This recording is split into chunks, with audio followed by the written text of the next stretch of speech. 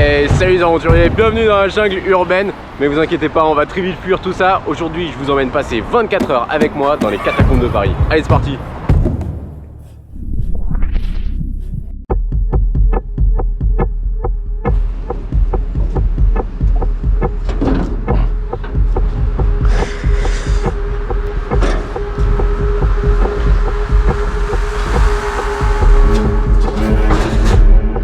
Ok les amis, je me trouve dans un premier sas, il est précisément 11h11.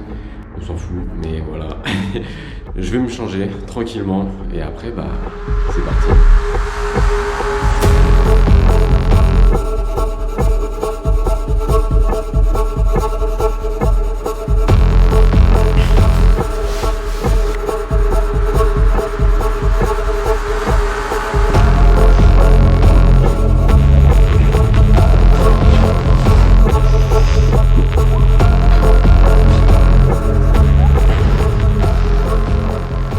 Les catacombes de Paris.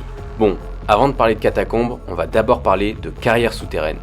Tout ça, ça remonte au XIIe siècle. C'est à partir du Moyen-Âge que les carrières cessent d'être à ciel ouvert et commencent à être souterraines. Pour construire Paris, il faut des pierres. Et pourquoi aller loin alors qu'on en a sous nos pieds? Cette activité minière souterraine va s'étendre jusqu'au XVIIIe siècle. Aujourd'hui, on retrouve de 0 à 5 mètres sous terre les égouts, les caves et les cryptes.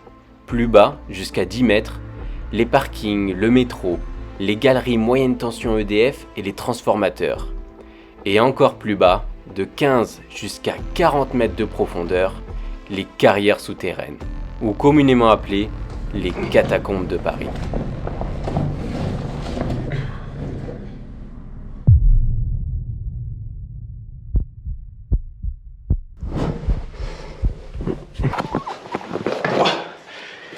Et les aventuriers, bienvenue à vous sous Paris, depuis le temps que je vous l'avais promis. Bon alors il faut savoir que pour information, dans les carrières souterraines de Paris, il y a environ 300 km de galeries qui sont réparties sur plusieurs réseaux différents, pas tous connectés entre eux. Et là, aujourd'hui, on se trouve dans le GRS, le grand réseau sud de Paris, qui couvre à peu près tout le 14e, 15e arrondissement. Et parfois on y trouve même plusieurs étages de galeries, donc vous allez voir tout ça. Pour la profondeur, on se situe entre 12 et 30 mètres de profondeur avec une moyenne de 20 mètres environ. La température toujours constante toute l'année, 14 degrés. Wow. Faut que je fasse attention où je marche, moi, regardez. Bon, là, on arrive déjà à une intersection. Tac, tac, tac. On va aller par là-bas. Et en tout cas, il faut vraiment s'imaginer que ces lieux sont immenses. Tout ce qui a été construit sur Paris, c'est ce qui manque sous terre. Donc, pour vous dire à quel point les catacombes, les carrières souterraines de Paris sont immenses. Bon, il y a des endroits comme ici où il y a plein de tags, mais vous allez voir, pendant toutes ces 24 heures, on va voir plein de choses différentes. On va tâcher de ne pas se perdre et de ne pas se blesser. Allez, c'est parti.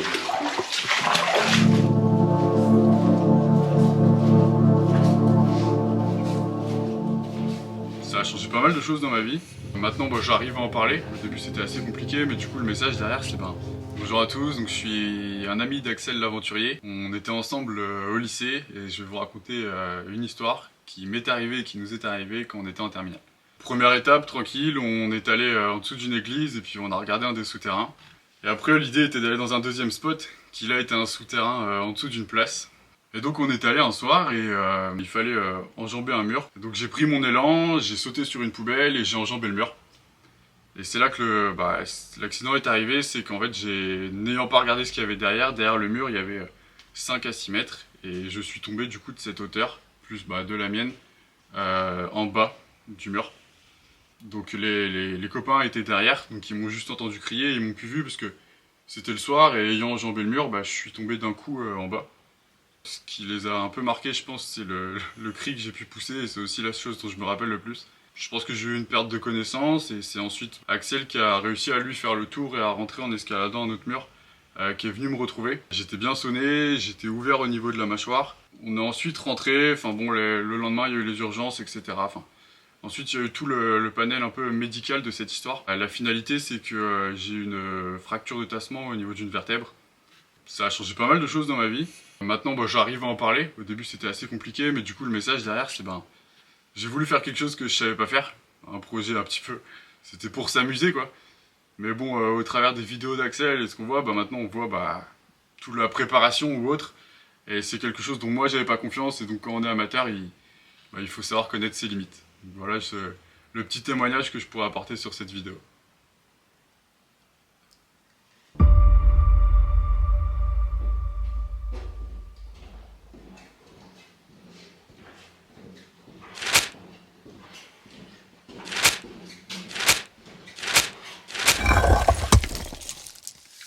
Je vais vous montrer un petit objet très sympa. Regardez, il est juste à côté de moi. C'est une lampe acétylène. La lampe acétylène, pour fonctionner, elle a besoin de deux éléments. De l'eau, donc là j'en ai déjà rempli à l'intérieur, et du carbure de calcium.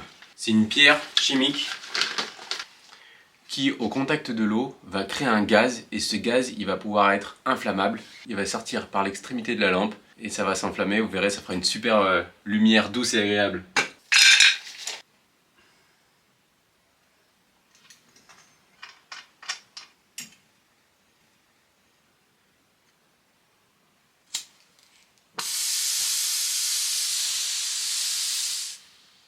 Et voilà, donc il faut savoir que ces lampes, elles ont été conçues et inventées à la fin du 19e siècle. Elles servaient autrefois à l'éclairage dans la ville. Et aussi, c'était très utile dans les milieux souterrains, comme ici aujourd'hui, pour les miniers de l'époque, parce que c'est une lampe très robuste, pratique et avec une grande autonomie. Là, j'en ai pour à peu près, je pense, environ 4 heures. Regardez cette flamme douce et apaisante. Vraiment, ça change des LED, des lampes torches, des flashs blancs. Ça, c'est vraiment doux pour les yeux. Bon les amis, petite pause midi, avec un petit sandwich fait maison. J'ai le même pour ce soir, ça fait du bien, c'est calme ici. C'est calme.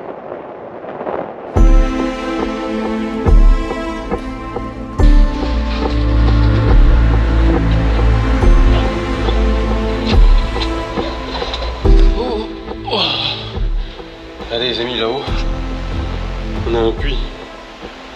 Ah, ça fait du bien de se lever, mais là c'est stylé, on arrive vraiment à se rendre compte de la profondeur. Là on n'est pas trop profond, on doit se situer aux alentours des 12-15 mètres.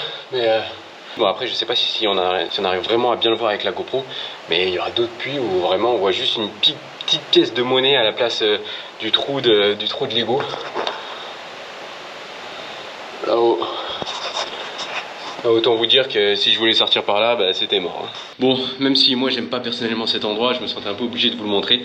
C'est un endroit un peu mythique dans les catacombes de Paris. Ça s'appelle la plage, regardez. On a le golem, le grand golem. Et en fait, ici, dans ces grands espaces, vous voyez, y a plein de soirées clandestines qui sont organisées. Et j'ai déjà participé plusieurs fois, c'était vraiment cool. Les mecs, c'est des ouf. Regardez, ça s'appelle la plage parce que vous voyez, il y a le fameux tableau de la vague. Ah, j'ai plus le nom en tête, mais vous avez capté. Et je me souviens une fois à une soirée, ils avaient ramené des grosses basses, des grosses enceintes ici. C'était la folie. C'était ouf. Et donc voilà, il y a des grandes salles comme ça qui sont là, parfois pour des jeudis soirs, des vendredis soirs, pour des passionnés, des souterrains, des mecs qui veulent, des gens qui veulent être un peu loin des klaxons de l'agitation parisienne. Ils viennent là, ils se posent autour d'une bière. Et c'est très convivial.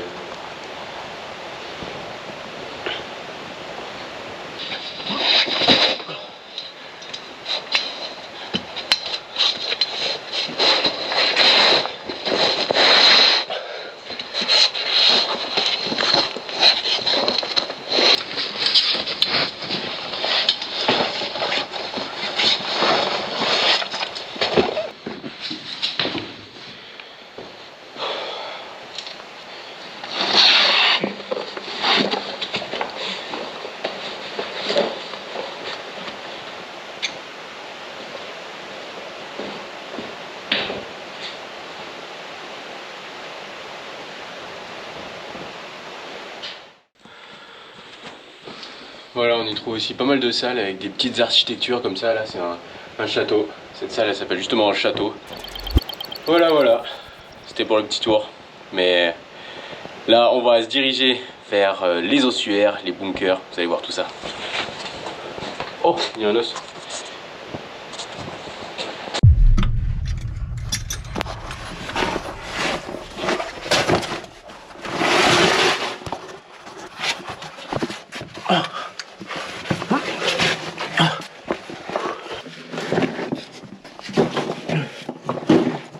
Putain. pas évident.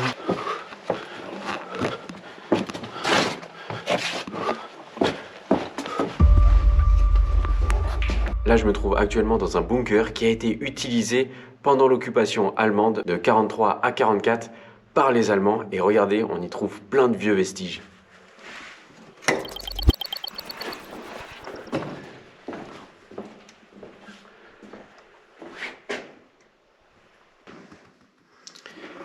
Et là, on retrouve même les tags qui étaient utilisés à l'époque par les Allemands pour s'orienter à l'intérieur du bunker. Regardez, là, on retrouve les flèches. Au plafond, un vieux câble électrique. Et là, c'est camouflé, mais on arrive encore à lire un tag allemand, enfin une écriture allemande, regardez derrière. Les portes blindées sont toujours présentes. Regardez ça. Wow!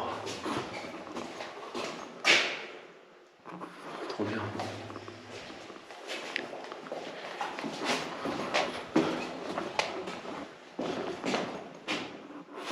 Tiens, là on voit bien les écritures allemandes. Et il faut trouver les toilettes. Il y a encore les vieux toilettes de l'époque. Donc j'aimerais bien vous les montrer. Wow, c'est un labyrinthe ici.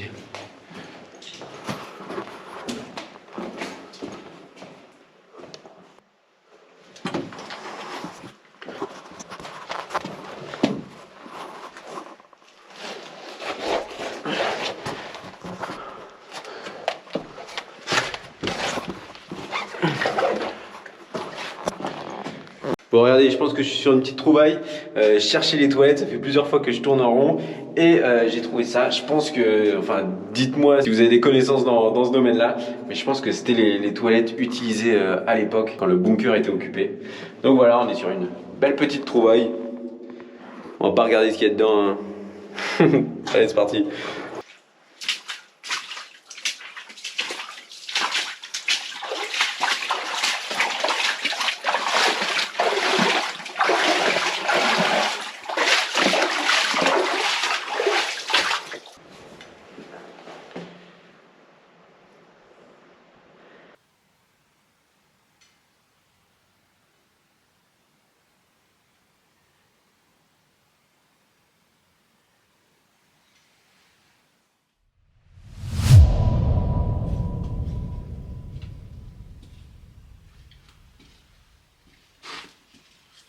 D'ailleurs les amis, petit point culture, là vous avez vu c'est principalement que des galeries, mais il faut savoir qu'avant c'était des grands espaces vides et ça a été aux alentours du 19e siècle où ils se sont rendus compte que il y avait des rues au-dessus de Paris qui commençaient à se casser la gueule.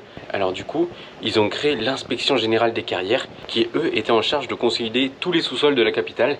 Et donc là vous voyez, on a une zone de remblai. Là on a un pilier porteur.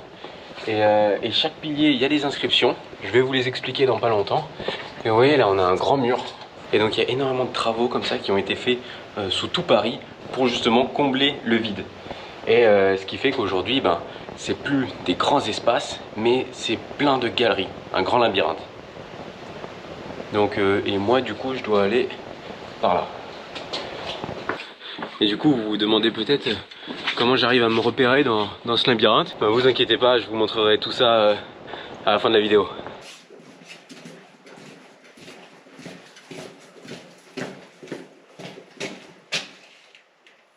Waouh, regardez ici, vous avez un vieux tag fait au fusain de 1904.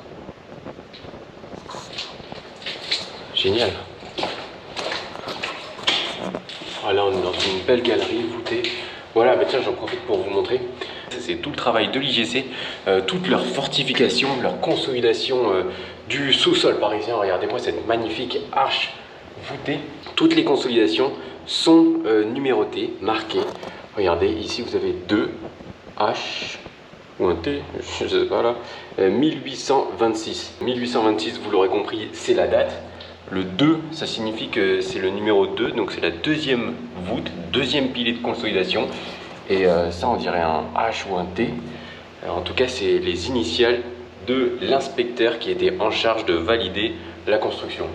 Donc, si vous arrivez à retrouver a retrouvé son nom, bravo. Et regardez, juste en face, on a la même. Mais en face, c'est le numéro 1. On va venir retrouver ça vraiment partout dans les souterrains de Paris. Regardez, je fais quelques mètres et il y en a un nouveau ici. Deuxième pilier, T. Donc celui-là, il s'appelait peut-être Thomas. Voilà, dédicace à tous les Thomas qui regarderont cette vidéo. Et en 1832. Un petit point très sympathique aussi, c'est que regardez, en fait, pour s'aider à se repérer, le nom des rues qu'il y a au-dessus est marqué sous terre. Regardez, la rue Boulard. Et en fait, il faut savoir que les galeries, elles suivent quand même la cartographie des rues de Paris. 15-20 mètres au-dessus de nous, c'est la rue Boulard qui va dans ce sens-là. Donc là, on a un des pièges typiques qu'on peut trouver dans les catacombes de Paris. Regardez, c'est voilà, parfois sans prévenir, on a ça comme ça, des trous qui amènent aux étages inférieurs. Et là, bah, si vous tombez, il n'y a personne pour venir vous aider à avoir un bon moment. Hop. Tiens, comme je suis pas historien aussi, si jamais il y en a qui connaissent cette signification ATS, n'hésitez pas à nous faire parvenir l'information dans les commentaires.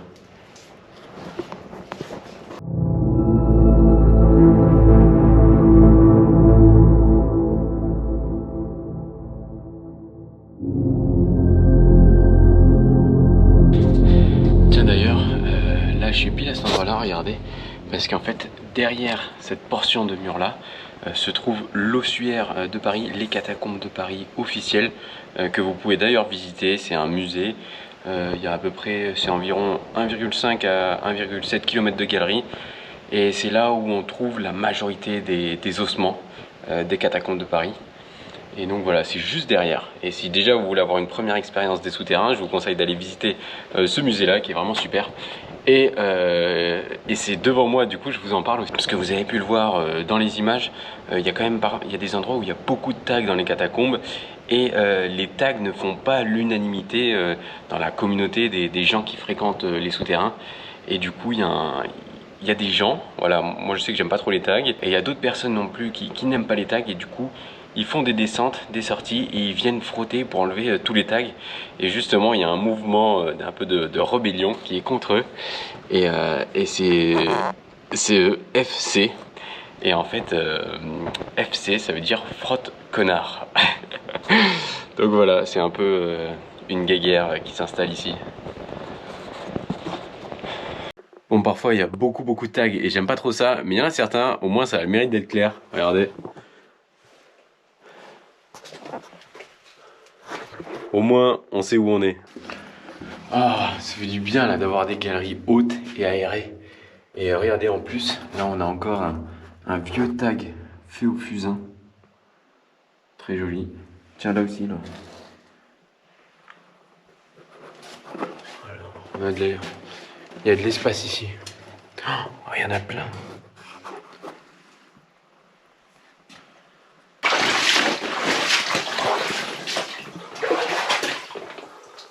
Alors dans les catacombes de Paris, il y a quelques endroits rares comme ça, avec des concrétions, c'est des formations de calcaire, les dépôts sédimentaires qu'il y a dans l'eau, qui viennent petit à petit créer des couches. Et regardez ces formations.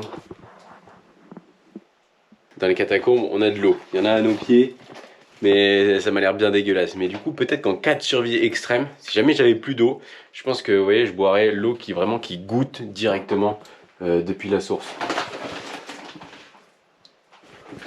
Mais bon, heureusement que j'ai prévu assez d'eau, j'ai 2 litres dans mon sac, je pense que ça va le faire. Ouais. Parfois on a des belles fissures, on va pas rester là-dessous très longtemps. Et regardez, là j'en profite pour m'arrêter encore une fois. Vous vous souvenez, tout à l'heure je vous ai parlé de tous les fossiles qu'on pouvait trouver, et là regardez, il y en a plein partout. On les voit bien là, on les voit vraiment bien.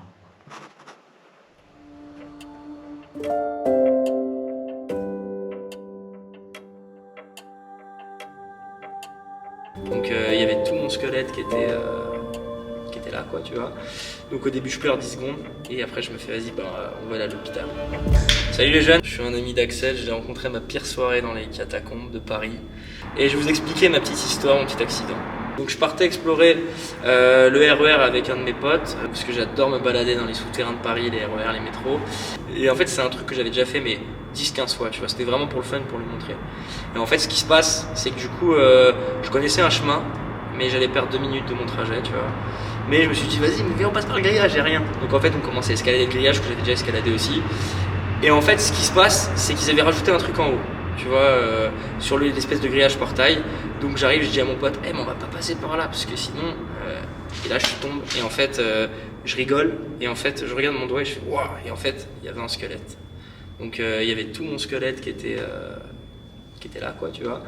Donc au début, je pleure 10 secondes, et après, je me fais, vas-y, on va aller à l'hôpital.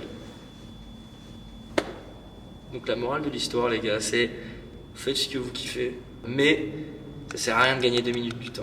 À part si vous êtes vraiment en retard, mais c'est très rare.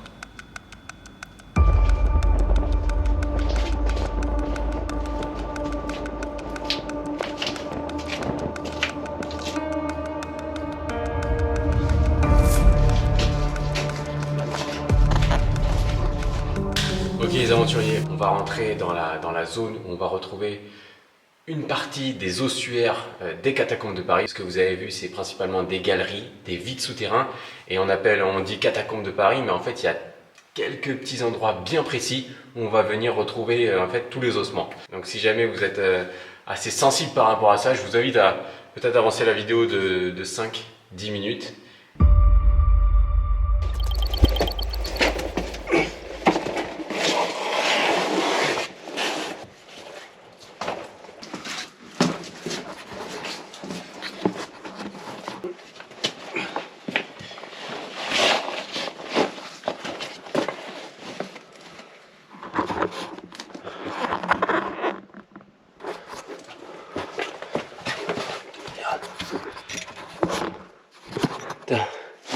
Ma lampe s'est éteinte.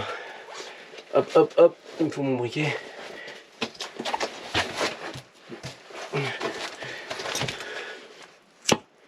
C'est bon. C'était vraiment au pire endroit.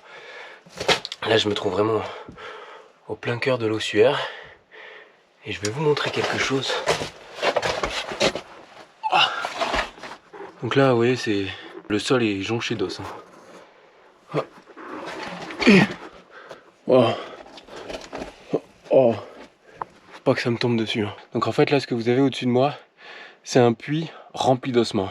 Et c'est par là qu'ils balançaient depuis le haut tous les squelettes pour les mettre dans ce qui est maintenant les catacombes de Paris.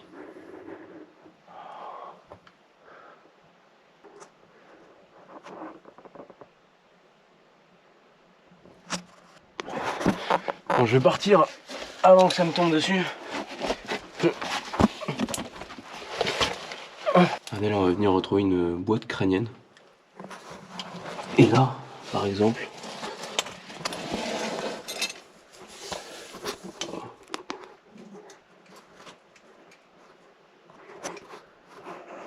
là c'est une galerie plein d'ossements. On va pas aller là parce qu'il n'y a rien au bout. Je vais vous montrer un endroit particulier.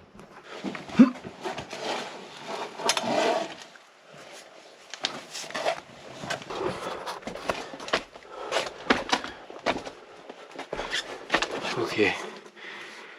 Bon, là les amis, je suis littéralement à l'intérieur d'une galerie plein d'os. Regardez. On va aller au bout.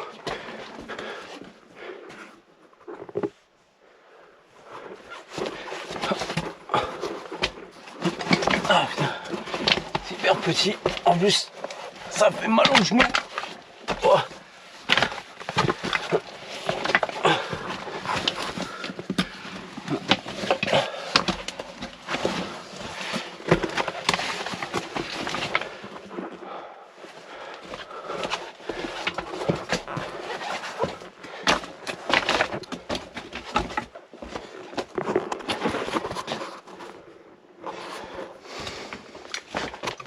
Un endroit que je voulais vous montrer, le mur de crâne.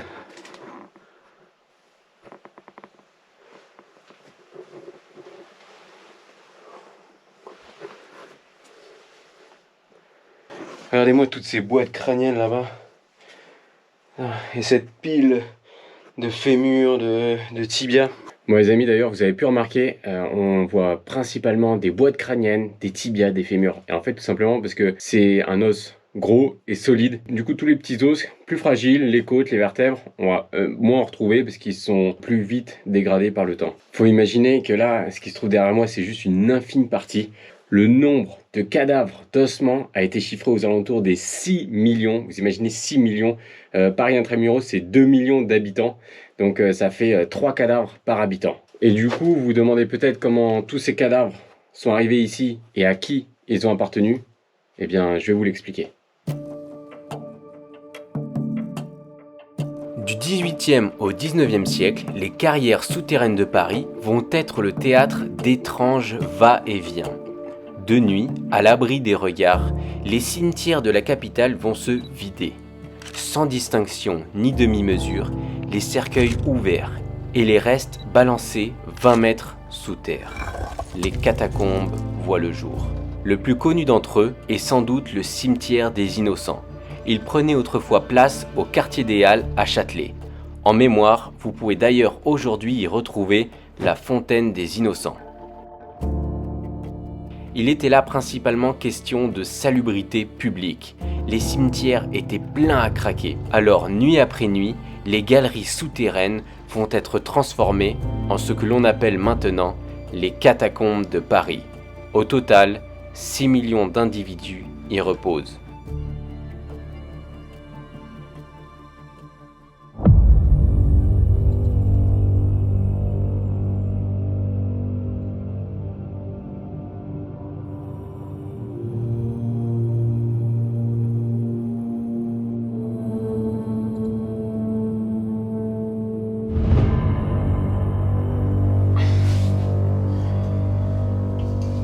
Bon, c'est l'heure de faire une petite pause.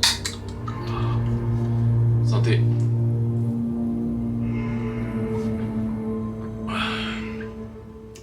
J'espère que la balade vous plaît.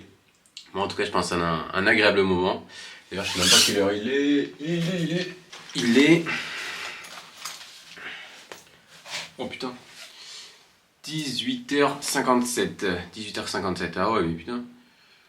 Ah ouais, mais en fait, quand je suis sous terre, quand on est sous terre, si vous êtes sous terre, vous êtes complètement déconnecté du temps. Parce qu'en fait, tout simplement, il n'y a plus de repères. Il fait tout le temps nuit. Petite surprise, à 20h, donc dans une heure, il y a un ami qui va me rejoindre, qui va descendre. Et je voulais vous montrer ça justement en perspective, c'est que bah voilà, ici, bah, on n'a pas de réseau, il n'y a rien. On s'est mis d'accord sur un lieu de rendez-vous, sur une heure de rendez-vous. Et à lui comme à moi de la tenir. Il n'y aura pas de SMS pour dire ouais non je serai pas là, j'aurai du retard. Donc voilà, on s'est donné rendez-vous dans une petite salle qui s'appelle Bocal à 20h. Donc je vous le présenterai à ce moment-là, mais pour ceux qui me suivent déjà, vous le reconnaîtrez. Bon, j'espère aussi que je n'ai choqué la sensibilité de personne en vous montrant ouais, des ossements humains. Comme vous avez pu le voir dans les détails historiques que je vous ai expliqués, c'est des os qui datent de plusieurs centaines d'années. Donc voilà, il faut quand même avoir un certain décalage avec tout ça. Et moi, au cours de mes aventures, de mes explorations, je suis tombé plusieurs fois sur des squelettes comme ça dans des souterrains. Il n'y a pas qu'à Paris, c'est quelque chose de très courant. Qu'à l'époque, ils vidaient les cimetières parce qu'ils étaient surchargés. Et il les mettait dans les carrières souterraines. Et du calcaire, il y en a dans beaucoup d'endroits en France. Et voilà, au cours de certaines explorations, je suis tombé comme ça sur des tas d'os. Première fois, ça m'avait foutu les jetons. Pour vous raconter un petit peu mon histoire personnelle, voilà, je suis passionné par l'aventure. Mais une de mes premières passions avant l'adolescence, je pense, c'était les explorations souterraines. Et j'en ai fait beaucoup, je me faufilais partout, que ça soit les égouts, il m'est arrivé plein de conneries. Et je m'en suis fait des frayeurs. Je vous raconterai ça un peu plus tard. Oh, je vais remettre mon pull. Comme je vous ai dit au début de la vidéo, la température ici elle est constante, environ 14 degrés. Du coup, par contre, le taux d'humidité c'est assez humide. Et du coup, quand on s'arrête, il fait vite froid. Oh là, il est tout dégueulasse.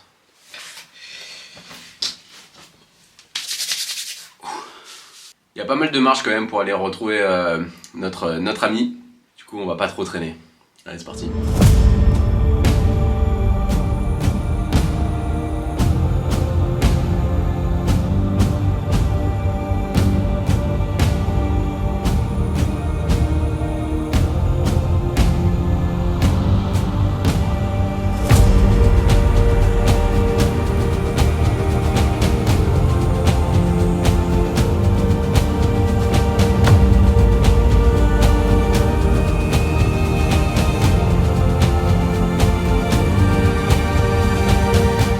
Bien, là regardez, je suis à l'intérieur d'un puits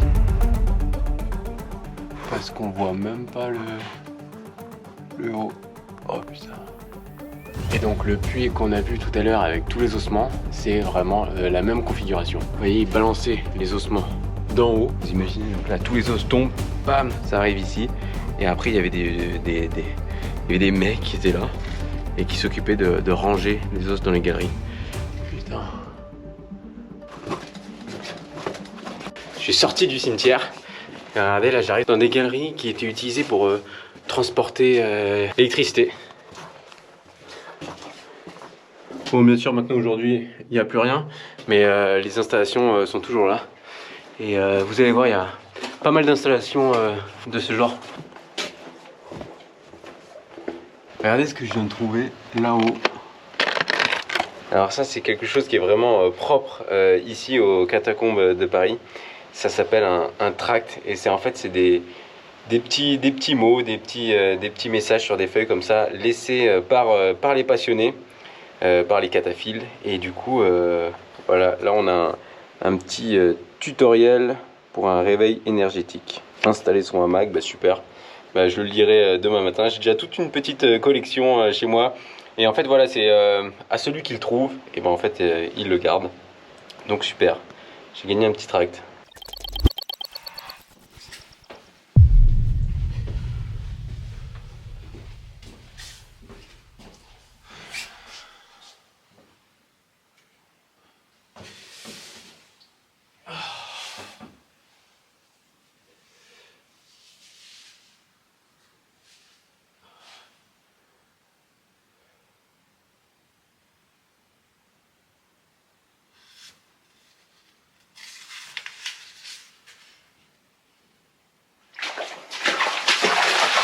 Bon bah là je vais rejoindre Axel, je viens de rentrer dans les katas et il doit pas être très loin.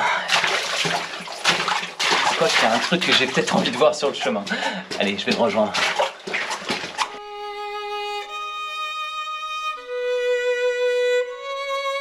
Il n'y aura pas de SMS pour dire ouais non je serai pas là, j'aurai du retard. Donc voilà, on s'est donné rendez-vous dans une petite salle qui s'appelle Bocal à 20 h.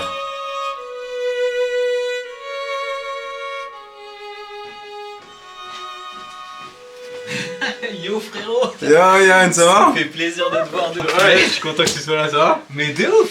Mais ça fait un petit moment qu'on s'était pas vu. Ouais, ça fait plaisir. Parce que vous savez pas vous, on était sur la Loire ensemble. Voilà, je vous l'ai dit. Pour ceux qui me suivent, vous le reconnaîtrez. On a fait une petite expé en Packraft sur la Loire. Et là, ça fait plaisir de te revoir sous terre. Mais qu'est-ce que tu fous en souterrain là? Un petit projet. Non mais c'est très stylé, franchement trop content de te revoir frérot. Ouais, ça fait plaisir. On a vécu des aventures de malade. J'espère que vous avez suivi parce que franchement. Mais je vais devoir le quitter un peu tôt. Mais il est bien solo ici. Ouais. Et tu sais que tout à l'heure quand je faisais mon sac, je me suis rendu compte que j'ai oublié mon sac de couchage. Mais non. Ouais. T'es trop con. Je peux prêter rien du tout. Bah ouais carrément. Ah tiens frérot. Santé. Franchement, c'est un truc des katas aussi, je pense que c'est... autant on explore énormément, qu'on va se poser dans certaines salles, parce qu'il y a vraiment des gens incroyables en fait. Ici, il y a une histoire incroyable dans l'architecture du lieu créée par les premiers qui l'ont faite, donc qui ont créé les carrières parisiennes. Mais ensuite, on a eu toute cette population tu vois, qui est descendue des rues de Paris pour aussi prendre possession de ce territoire. Et ils ont fait des salles que je trouve magnifiques. Et je trace beaucoup dans les galeries, sûrement comme toi. Et c'est vrai que quand je m'assois ici, en général dans une salle, je l'apprécie parce qu'il y a toujours des salles incroyables. Celle-là, elle s'appelle comment? Ouais, c'est Bocal. Et ben, tu sais pourquoi? Non. Bon, La fin n'est pas forcément magnifique, mais je peux vous la raconter. C'est une histoire des catacombes, un petit truc. En gros, ici, à un moment, il y a eu un poisson qui est arrivé. Les salles changent souvent de nom. Et cette salle a été renommée le bocal parce qu'il y avait un bocal avec un vrai poisson rouge ici dans les catacombes à un moment, dans l'histoire ici. Hélas, le pauvre n'a pas survécu longtemps, je pense, vu les conditions, donc on s'excuse pour cette partie des histoires des catacombes, mais on a bien pire, je pense. Ça reste un univers assez agressif quand même, mais il a des belles histoires. Bon, voilà, le poisson fait partie de l'âme des catacombes. On pensera au poisson ce soir. Exactement, il faut savoir que Paris était submergé avant, donc c'était l'océan. Ouais. C'est un peu comme si on avait... excuse. Non, mais je suis d'accord.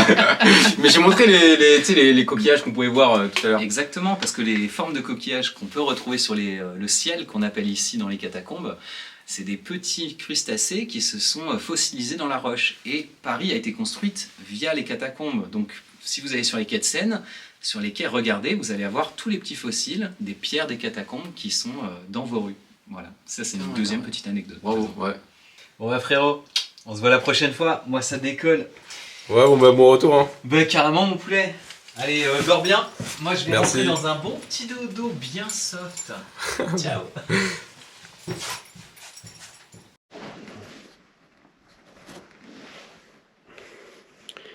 Bon les amis, là je suis bien installé dans mon hamac pour dormir. Du coup je vous dis bonne nuit et à demain matin. Si j'arrive à passer la nuit.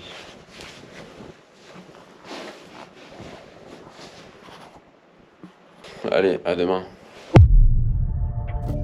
Bon les aventuriers, j'en profite pour vous dire, n'oubliez pas de vous abonner. Vous êtes nombreux à regarder mes vidéos et à ne pas penser à vous abonner. Et malheureusement, c'est hyper important pour moi et pour le développement de la chaîne. Allez, je te laisse 15 secondes sur l'ordi ou le tel comme tu veux. Surtout, j'ai des projets de fou qui arrivent et là, maintenant, je pars direction l'Amazonie. Donc j'ai besoin plus que jamais de ton soutien. C'est le réveil. Réveil dans les catacombes.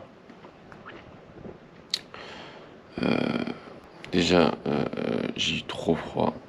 Mais alors, trop froid. Du coup, dans la nuit, je me suis levé et j'ai décroché mon hamac pour en fait me mettre sur mon tapis de sol, sur le sol, et avec le hamac me faire comme une couverture. Parce que j'ai eu trop froid. 10h28. Ah ouais, j'ai petite grasse matinée dans les catacombes. J'ai mis un réveil, hein, sinon je serais parti encore. Hein. Ah ouais, ça fait vraiment, ça fait ghetto, hein, ça fait vraiment... Sans le hamac, c'est moins stylé. Hein. Et du coup, je voulais vous dire quoi? Ouais, pourquoi j'ai vraiment eu froid aussi en fait. Ça, c'était mon pantalon avec lequel j'ai fait l'explo toute la journée. Il est toujours humide par exemple, mes affaires sont humides. Ça, c'est des affaires que j'ai prévues quand je vais sortir pour être entre guillemets plus propre. Mais je sais pas, elles étaient quand même humides dans mon sac à dos. Donc en fait, ouais, c'est ça, affaires humides. Pas de sac de couchage avec ça là, en couverture qui isole de rien du tout. Donc ça va pas trop aider. Hein. Mais bon. Oh, je me tâte à me rendormir parce que j'ai dormi avec des à-coups en fait.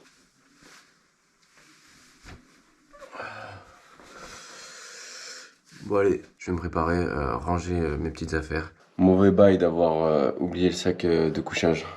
Mais bon, ça passe quand même. Mais juste ça m'aurait évité quelques petits réveils à cause du froid.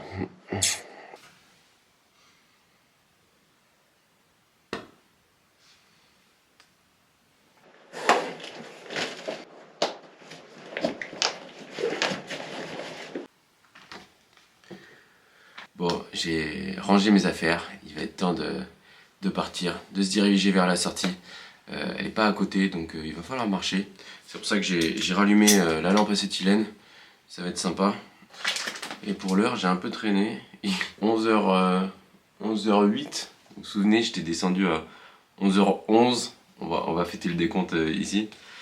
Et je repense du coup au tract que j'ai trouvé hier. Je vous avais dit, les tracts, c'est des petits mots. J'avais pas précisé hier. Ça peut être aussi des dessins, des photos laissées par les cataphiles, par les passionnés. Tutoriel pour un réveil énergétique.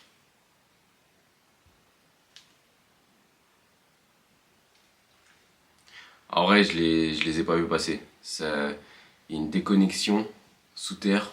Franchement, pour moi, là, si on m'avait dit ouais, ça fait 24 heures ou si on me demande de deviner, j'aurais jamais deviné. Une déconnexion qui est trop importante. Il n'y a pas de repères visuels. On est vraiment déconnecté. Et les 24 heures, je ne les ai... Voilà, 24 heures. Je ne les ai absolument pas sentis passer. Ce que j'ai senti passer, ça a été le froid pendant la nuit. Là, ça fait du bien, là. La petite lampe acétylène.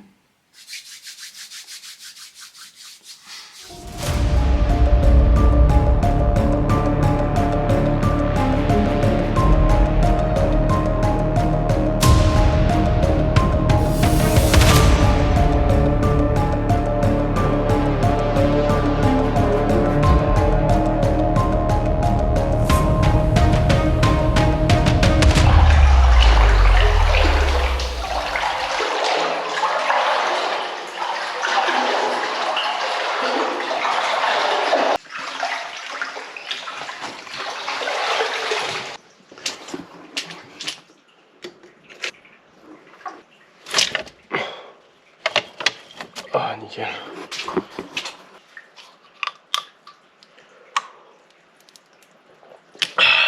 Faut être prévoyant dans la vie.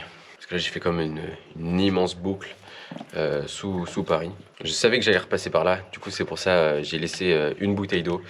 Déjà pour pas trop m'alourdir le sac. Et comme ça, au moins, je savais que j'en avais une là, si besoin. Faut anticiper, c'est important. Dis le mec qui a oublié son sac de couchage quand même.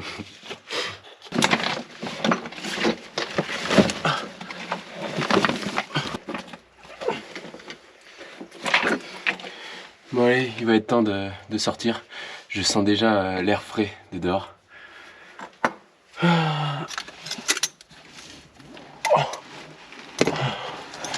L'inconvénient des assiettes, c'est que dans les chatières, on a une flamme près de la gueule. C'est un peu chiant.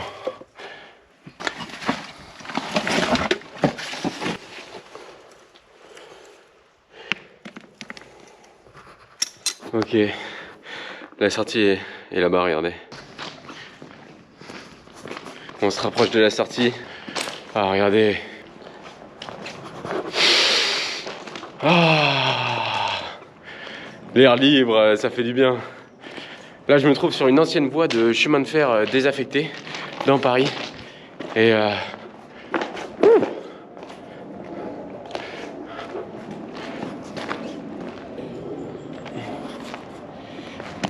bon, ça fait du bien de sortir au total. Quelle heure est-il? Il est 12h55. Bon, en tout cas, j'espère que vous avez apprécié cette vidéo. Bien sûr, n'oubliez pas de vous abonner parce que cette vidéo, elle fait suite à toute une série de vidéos underground. Donc, il y a eu la première qui a été 20 heures sous terre. Là, l'objectif, c'était de valider les 24 heures. Et la prochaine, est-ce qu'on n'essayerait pas de tâter les 48 heures sous terre? À vous de me le dire. Et encore une fois, ne prenez pas de risques, soyez prudents et à très vite pour une prochaine aventure.